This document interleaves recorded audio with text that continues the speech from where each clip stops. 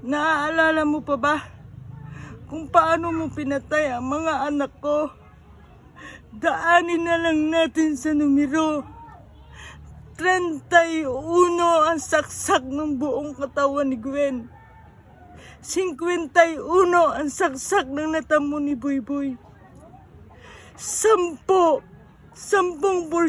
na lang ang laman na dumidikit sa katawan ni Gwen.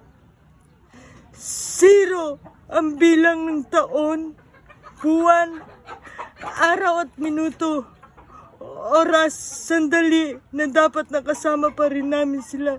Hindi lang buhay ang mga anak ko ang kinuha mo, buhay din namin.